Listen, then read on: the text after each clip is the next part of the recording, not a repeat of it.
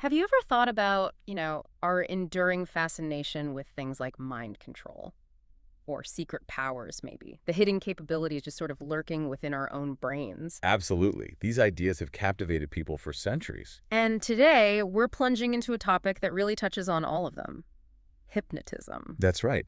And to do it, we're taking a deep dive into a really fascinating historical document. It's a book from 1887 titled Hypnotism, Its History and Present Development by Frederik Bjornström, MD. 1887. Wow. Yeah, and it's not just some dusty historical curiosity. It actually reveals insights into the mind that are, well, surprisingly relevant even today. Okay, so let's unpack this incredible document. Our mission really is to explore hypnotism's surprising history, unravel how it was understood to work back then in the late 19th century, reveal its astonishing applications in medicine and even education, Right. and maybe most importantly, uncover the serious dangers and misuses that were clearly identified even way back then. It's quite striking how aware they were. Yeah. Our goal is basically to give you a shortcut to being well-informed on a topic often shrouded in, well, mystery. Let's dive in. So let's start at the very beginning, because the roots of what we now call hypnotism, they're far older than you might imagine. Oh, definitely. Bjornstrom tells us that phenomena we recognize now as trance states like somnambulism, that's a kind of hypnotic sleepwalking, Right. or what they used to call animal magnetism, this theory about an invisible therapeutic fluid. Mm. These weren't new ideas in the 1880s, not at all. They were known and used from the earliest times. Like how early? Well, think ancient priests in Akka, for instance. They used a well mirror for cures. The famous Delphi priestess. She'd sit over sulfurous vapors, entering a trance very much like a somnambulic state to transmit her oracles. Wow. And we see Greek and Roman sibyls experiencing convulsions for clairvoyance. Bjornstrom even makes this fascinating claim that Indian fakers possess skills that went, and I quote, widely past the limits of ordinary hypnotism. That's incredible. But then things changed, right? With the introduction of Christianity, the perception of these phenomena shifted dramatically. It really did. They were no longer seen as divine, but often as works of the devil. And this had truly brutal consequences, leading to the persecution of witches, especially during the Middle Ages and beyond. Absolutely devastating. The author cites nearly 300,000 witches reckoned in France alone in the year 1600. 300,000. And Bjornstrom suggests many of these were often simply somnambules people who easily entered the hypnotic state, especially under, torture, where they would often just fall senseless. It just highlights how a lack of scientific understanding can lead to these devastating misinterpretations. Completely. And it wasn't just formal religious figures involved. You also had these early sort of unwitting hypnotizers. Right, like Father Gassner in the 18th century. The author describes him as an unconscious magnetizer. Yeah, he didn't really know why it worked, but his miraculous cures were later attributed to animal magnetism by Mesmer. There's this particular story of Gassner making a young German lady's arms jerk and fall back simply by using Latin commands. The Latin. Because apparently she was thoroughly versed in Latin. So the suggestion worked. Even though he didn't understand the mechanism, the influence was just undeniable. Fascinating. And these practices weren't just in Europe. Oh, no. All over. Across the globe, similar techniques emerged. An Egyptian sect, supposedly for 40 centuries, has used crossed triangles on porcelain plates with oil for young people to stare at to induce sleep. 40 centuries. And Arabic sorceresses drew black spots on hands. When stared at, it produced hypnotic sleep and a loss of sensation. Then you have the Beni Ayusa tribe in Constantine. Right. They'd sit in a circle amidst music from drums and castanets, performing these swaying movements until they fell into convulsions and insensibility. And in this state, they could perform these astounding feats, like piercing their flesh with daggers or walking on red-hot iron, completely unfazed. It's pretty incredible. And what's fascinating here is how these ancient practices, though sometimes seen as mystic or, frankly, maybe even fraudulent, they inadvertently laid the groundwork for serious scientific inquiry into the mind, even when the initial conclusions were dismissive or outright negative. So observation, even without full understanding, can push things forward over time. Exactly. It shows how it can lead to remarkable discoveries eventually. And this brings us to a really pivotal figure, often called the father of animal magnetism, Franz Anton Mesmer. Ah, Mesmer. An Austrian physician who introduced his theory of a universal animal magnetic fluid. This invisible fluid supposedly flowed through everything. And he didn't just theorize, he put on quite a show, didn't he? Oh, absolutely. To channel this fluid, he created this grand theatrical experience in his Paris parlors, his famous baquet. It was a large wooden tub filled with magnetized bottles and water, with bent iron bars sticking out through the lid. Patients would sit in a circle around it, holding the iron bars in each other's hands. All while Mesmer himself played sweet melodies on the harmonium in this room, covered with mirrors and bathed in mystic twilight. It really does sound like a show. So what happened to the patients? Well, they'd soon experience strange sensations and twitchings, leading to what Mesmer called healing crises. Healing crises? Yeah, various hysterical attacks, jumping, weeping, laughing, embracing, sometimes full-blown convulsions. Those with severe crises were even moved to an adjoining room with padded mattresses to basically fight for health as best they were able. Wow. But this grand spectacle, it didn't last forever, right? It hit a wall. A pretty significant one. In 1784, the French government appointed a committee of learned men, including Benjamin Franklin and Antoine Lavoisier, big names. Right, the chemist. Exactly. They were tasked to investigate Mesmer's claims. And their famous conclusion, written by Jean-Sylvain Bay, basically stated, magnetism is one fact more in the history of human errors and a great proof of the power of imagination. So they essentially debunked the whole fluid theory. Just imagination. Pretty much. It was a decisive blow to his public standing. That's such a powerful moment in scientific history. What does that tell us about the scientific process itself? Do we see parallels today, maybe? Oh, absolutely. It highlights this recurring pattern in science, doesn't it? New ideas, especially those touching on the, well, inexplicable, they often face initial skepticism, ridicule, or outright rejection. Especially if they're hard to measure. Exactly. Particularly when they involve phenomena that are hard to quantify or reproduce consistently. Yet sometimes these very dismissals unintentionally force a more rigorous, empirical approach. They strip away the mysticism to reveal the underlying mechanisms. So Mesmer's failure, in a way, paved the way for others. I think so. It pushed people to look beyond the fluid and into the human mind itself. And that leads us right into that new understanding. The focus eventually shifted from Mesmer's external fluid to something internal, physiological. Right. And Mesmer's own pupil, Marquis de Puysegur, was instrumental in this shift. He moved away from the convulsive crises. The dramatic stuff. Yeah, and focused on a calmer, magnetic sleep or somnambulism. He noticed that in this state, patients actually became much brighter and more intelligent. Really? More intelligent? Apparently so. He famously called one peasant who was otherwise very stupid his intelligence because of his discernment in this state. Huh. So that shift highlights a crucial pivot then. From an external, almost mystical force to an internal physiological phenomenon. Exactly. Suggesting something was happening within the individual, not just to them. And this brings us to the person who actually coined the term hypnotism, James Braid. Yes, Braid, a Scottish surgeon. He observed this spasmodic closing of the eyelids at a séance in 1841. A séance. Interesting. Yeah, and he reasoned it wasn't spirits, it was probably due to muscle fatigue. So he named the phenomenon hypnotism, from the Greek hypnos, meaning sleep. Makes sense. And his theory. It attributed these magnetic phenomena to a disturbance of the nervous system, caused by the concentration of the visual powers, the absolute repose of the body, and the fixing of the attention. Okay, so intense focus and stillness. Basically. And crucially, he believed it depended on the subject's own physical and psychical condition, not on the will of the hypnotizer. So it was less about the hypnotizer's power and more about the subject's state. That's a huge change. It really was.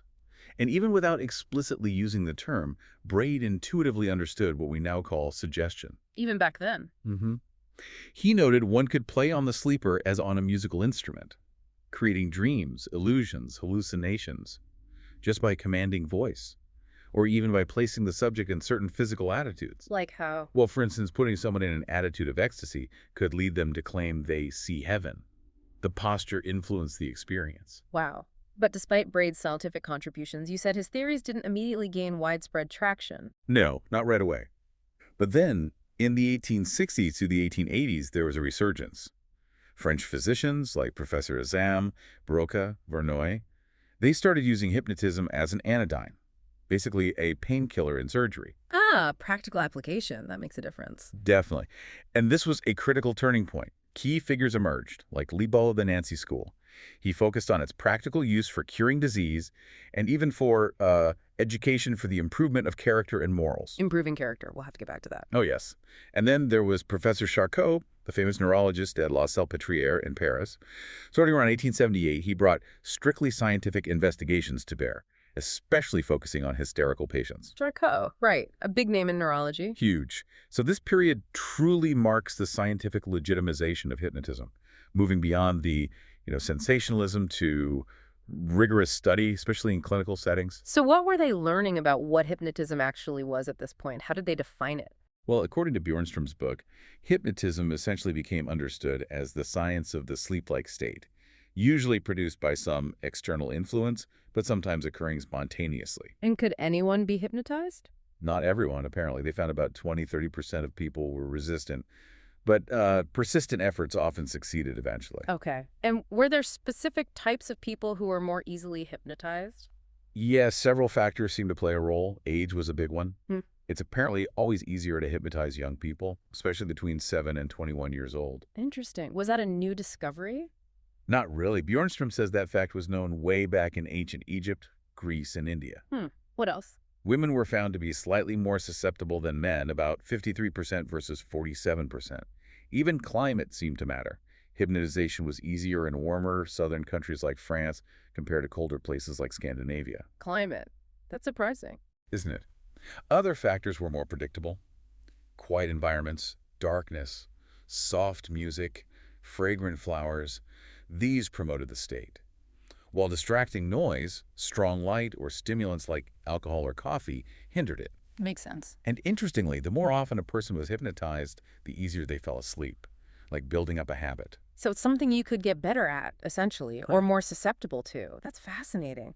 Now, let's explore the actual hypnogenic processes, the methods they use to induce this state. Right. The methods broadly fell into two main categories, physical and psychical. Physical first. Okay.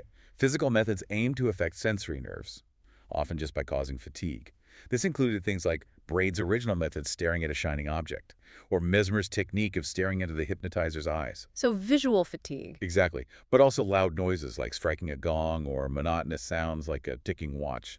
Those could work too. And then there were various forms of touch or pressure on specific hypnogenic zones on the body. Hypnogenic zones? Like where? Well, the book mentions the ovarian region, or the top of the head as examples. Even heat and magnets were still being used sometimes. So basically anything that could make you tired or force you to focus intensely. Pretty much, yeah.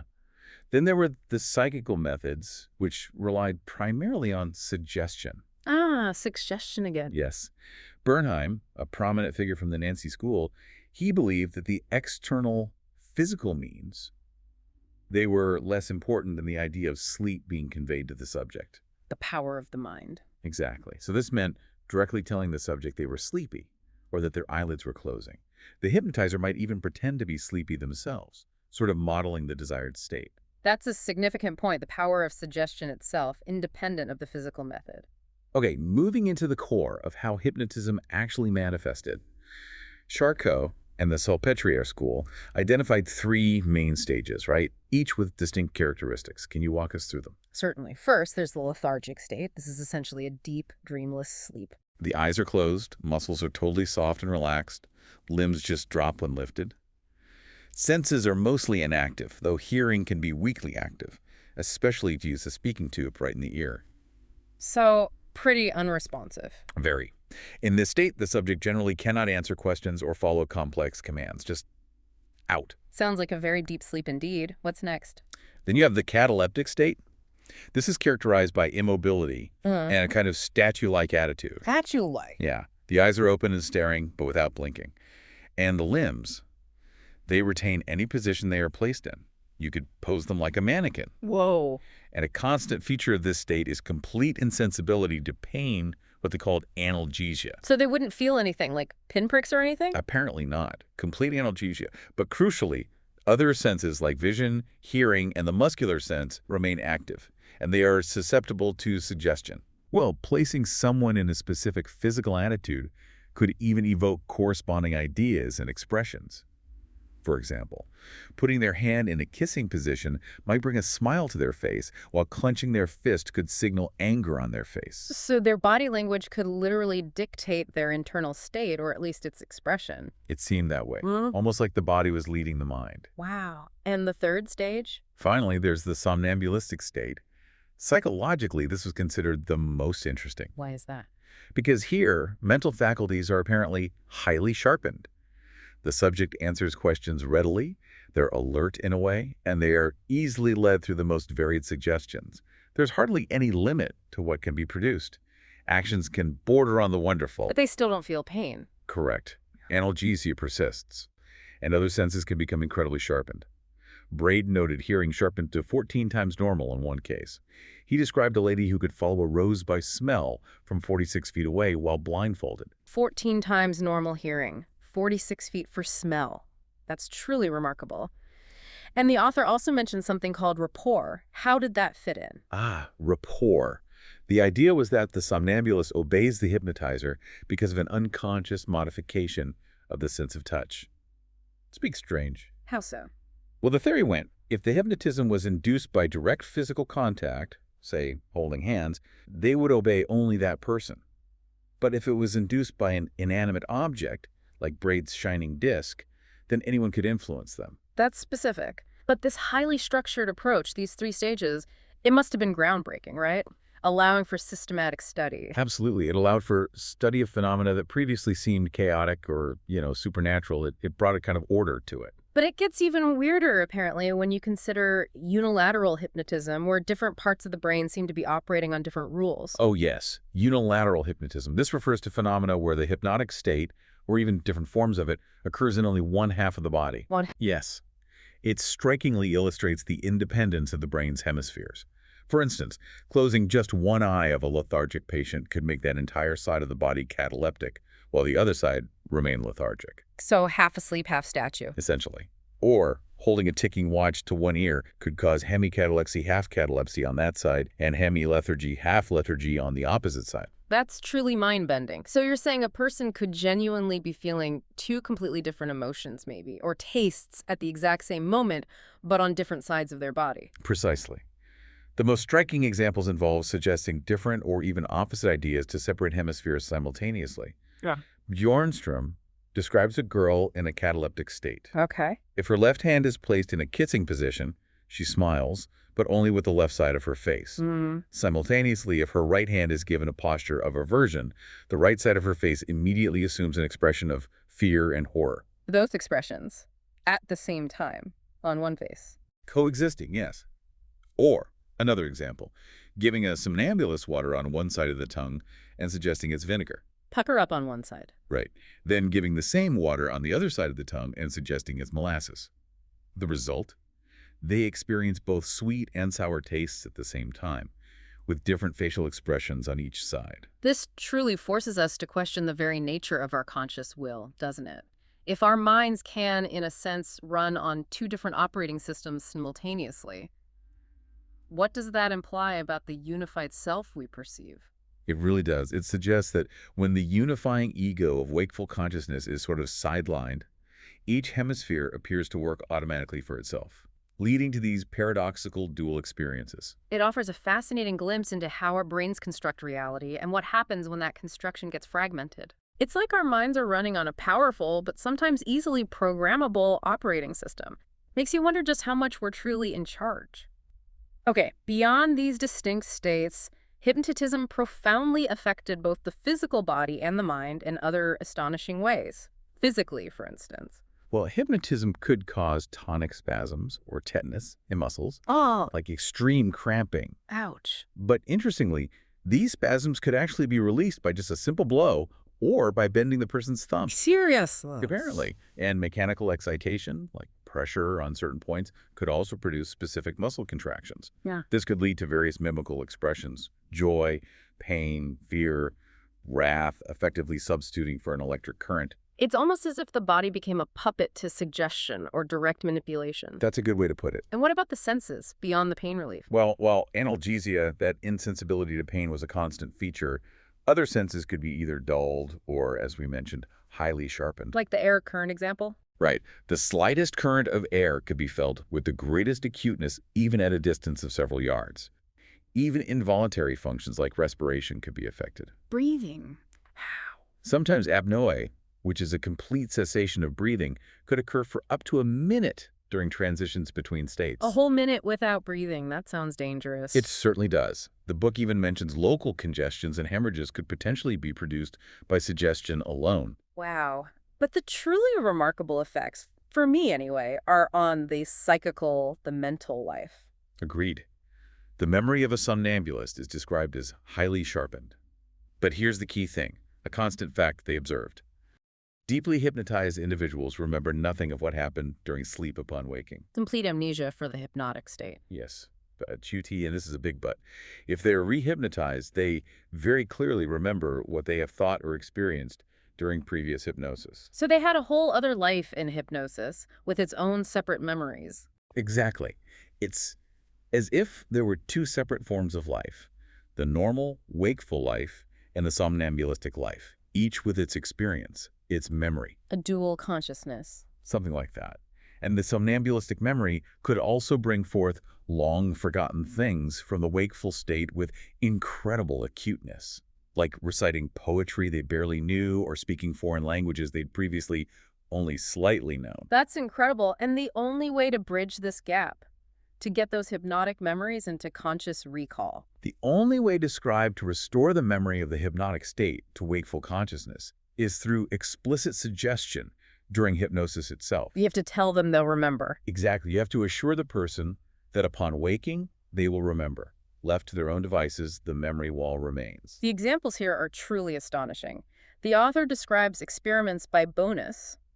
A patient couldn't recall dietary details when awake, but could give most minute and complete accounts when hypnotized. Right, or the woman made to believe she'd punch her doctor. And then she saw a bruise on his face the next day. Yes, but later had absolutely no memory of the hallucination.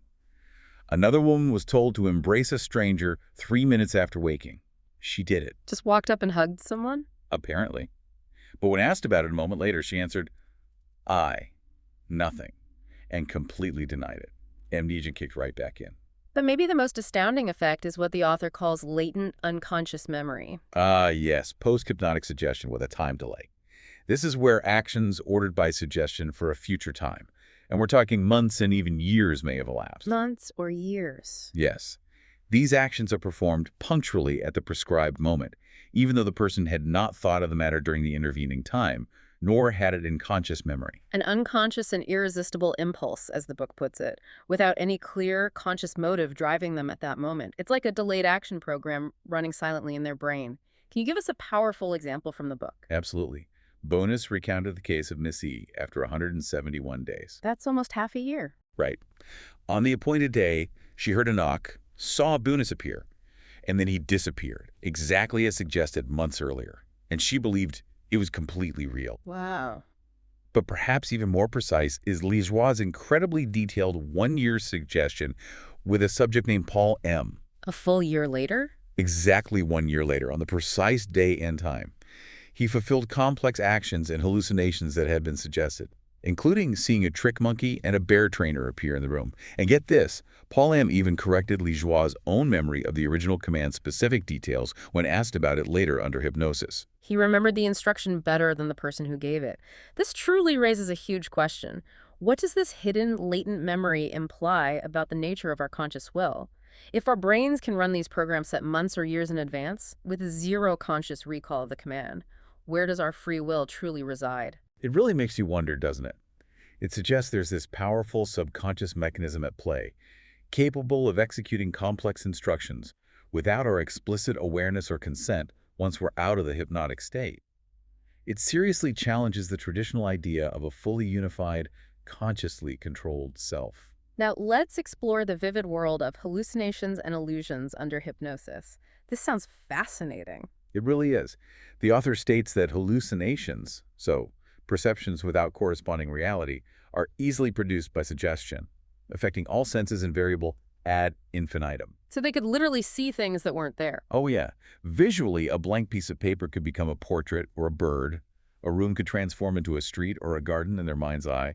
They could even use imaginary numbers to perform long mathematical calculations. And taste and smell things that weren't present, too. Exactly. For taste and smell, water could taste like wine or perfume could smell like onion, just based on suggestion. For touch, as we mentioned with analgesia, incisions with needles or even burning irons were unfelt if insensibility was suggested. And even hunger. Even organic senses could be manipulated. Imaginary hunger could apparently be satisfied by an equally imaginary meal. But here's where it gets really interesting for me. The reality of these illusions. Bjornström says they were so powerful they could trigger secondary series of ideas similar to what's seen in the mentally deranged.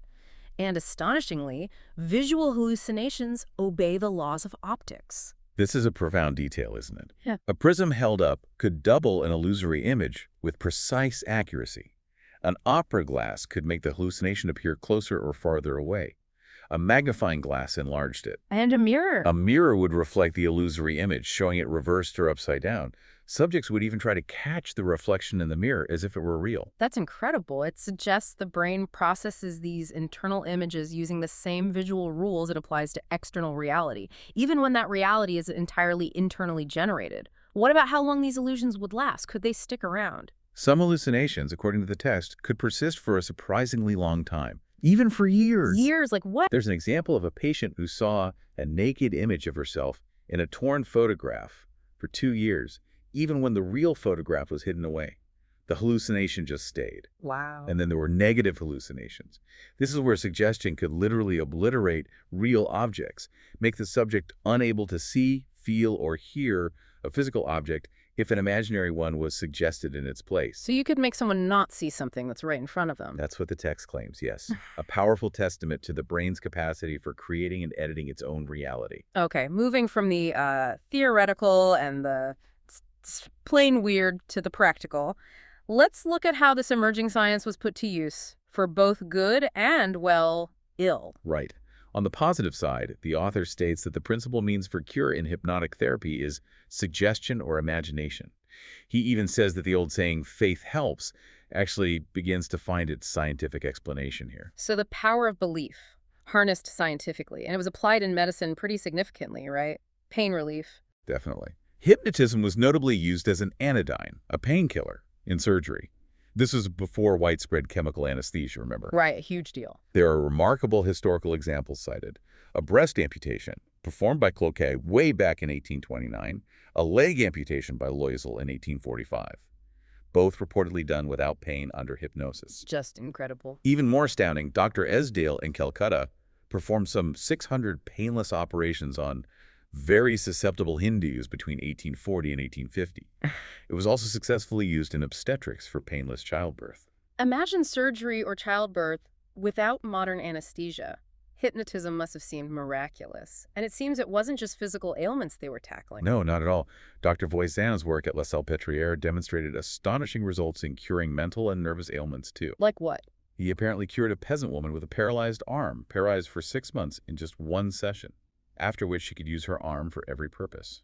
He also treated various mental diseases, maniacal attacks, hallucinations of hearing, and delirium. Really? Changing mental states that profoundly? And even personality, it seems. He apparently transformed one woman described as having a vicious character into someone polite, sociable, and amiable, who then got a job as a laundress. He also reportedly cured cases of erotomania, deep melancholy, and suicidal tendencies.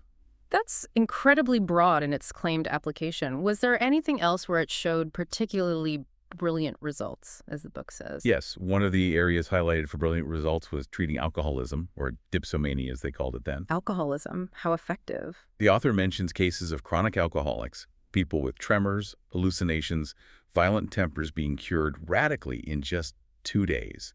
And the effect apparently lasted for 2 following years in those cases. 2 days. That's hard to believe, almost. It does sound remarkable. Hypnotism also proved efficacious against insomnia, bedwetting in children, digestive disorders, and menstrual issues, according to the text. It really does sound like they viewed it as a potential miracle cure-all.